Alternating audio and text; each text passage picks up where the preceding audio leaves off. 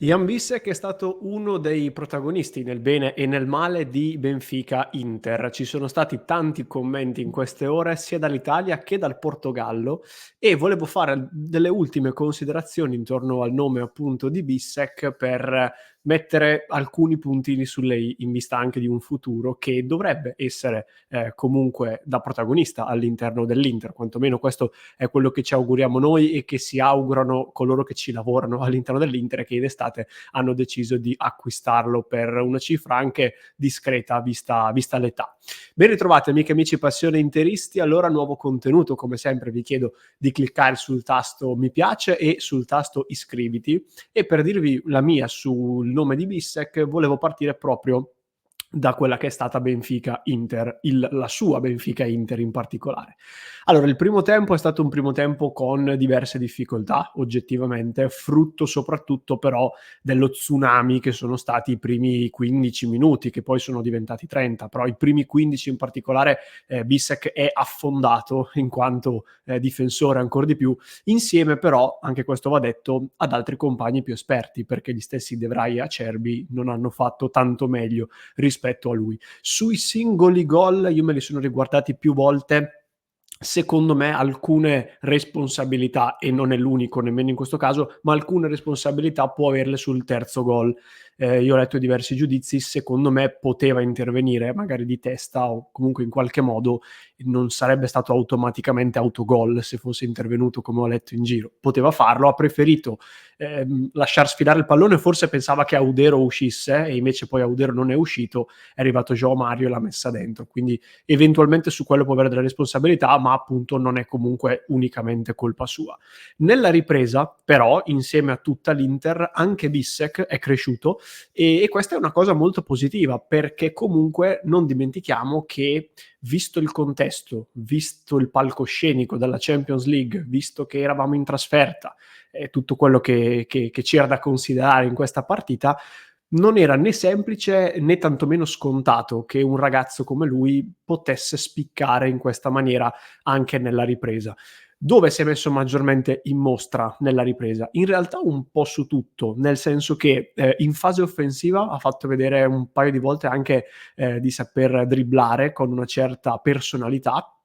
ma anche in difesa ha fatto la sua partita, perché verrebbe da dire facilmente è un difensore, prima deve difendere. Anche in difesa ha fatto buone cose, ha fatto un paio di recuperi molto importanti, quello principale è quello in scivolata alla disperata, non mi ricordo su chi stesse calciando, comunque l'ha murato in corner ed era a tu per tu con Audero, ma se andate a rivedervi il secondo tempo all'89esimo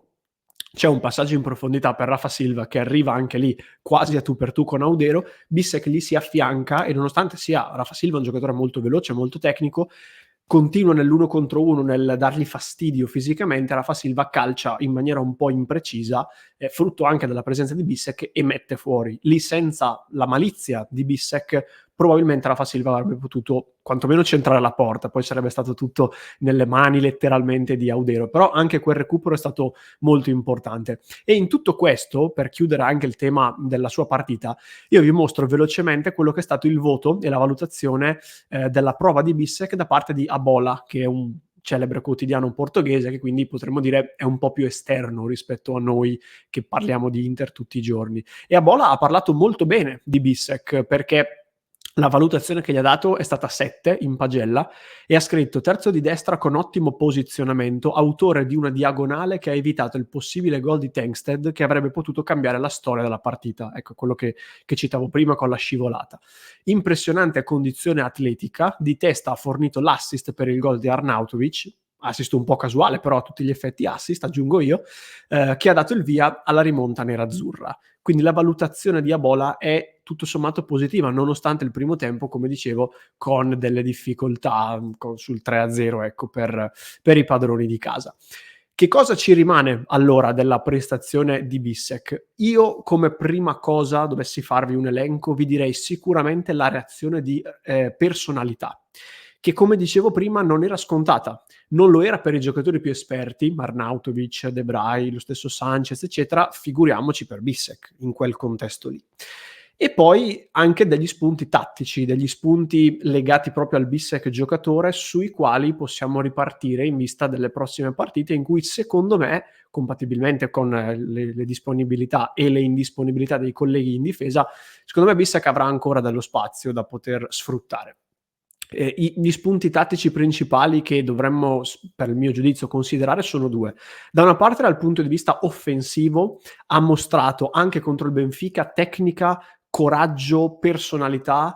e anche questo, ripeto, non è una cosa banale per un giocatore come lui. E questo, andando poi a ripensare a quelle che sono le partite normali dell'Inter, è incoraggiante, perché tendenzialmente l'Inter il 90% delle partite, contro le piccole tendenzialmente sempre, contro le big abbastanza spesso,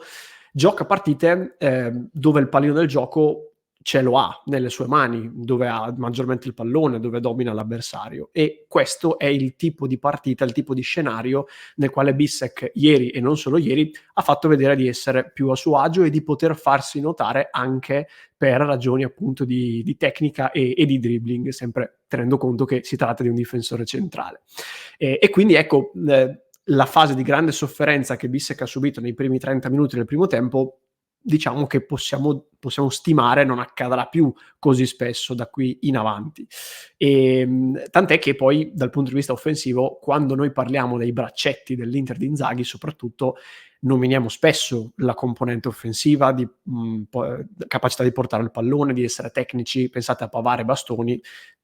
quasi nominiamo più spesso questa cosa che non la loro, il loro lato difensivo, ecco, diciamo così. E dal punto di vista difensivo, quindi, che però è altrettanto importante, io francamente contro il Benfica ho notato qualche errore, ma non tanto errori che dimostrano una sorta di inadeguatezza di Bissek al contesto. Ho notato più errori, un po' di inesperienza, anche sul famoso terzo gol che vi dicevo prima. Forse lui ha poca malizia, poco mestiere nel non immaginare che magari il portiere non esca su quella palla, portiere che tra l'altro non era Sommer, ma era il secondo, quindi magari un pizzico di attenzione in più. Non interviene, l'Inter prende gol, ma non è un errore dovuto a una lacuna, secondo me, tecnica, è un errore più di lettura che chiaramente va corretto, però per un giocatore della sua età e nel contesto in cui era, diciamo che è tra virgolette comprensibile. Parametrando e contestualizzando questo termine, è comunque comprensibile, anche perché non dimentichiamo che eravamo partita non molto significativa, ma comunque in Champions League, e quindi l'attenzione di tutti, anche la pazienza, mi viene da dire, di tutti nel giustificare, nel passare sopra ad un errore, non è pari a quella che si ha in amichevole estiva, dove invece tendenzialmente si fa passare un po' tutto in cavalleria. Però, come dicevo, per quanto riguarda l'analisi del secondo tempo, anche difensivamente Bissek ha fatto vedere tante belle cose, non solo dal punto di vista offensivo. Quindi ci sono, secondo me, degli elementi da cui ripartire, cercando poi di andare a curare questa inesperienza, che poi passerà con il tempo, con il fare esperienza appunto, e che, se ci pensate, per certi versi può esserci manifestata anche per esempio nella famosa gara di Salisburgo, dove Bissek ha fatto una buona partita, ha preso quell'ammonizione a fine primo tempo che poi ne ha determinato l'uscita, la sostituzione, e lì forse il fallo non c'era, mi ricordo che se ne parlava, però anche lì la scelta di andare in scivolata forse era un attimino evitabile, quindi anche lì, pur in un intervento tutto sommato pulito, si è vista ancora una volta magari l'eccessiva spregiudicatezza e magari la mancanza di malizia. Ma ripeto, è una cosa che per un ragazzo della sua età è normale, non possiamo pensare che abbia l'esperienza di De Vrij e la malizia di Acerbi, inevitabilmente.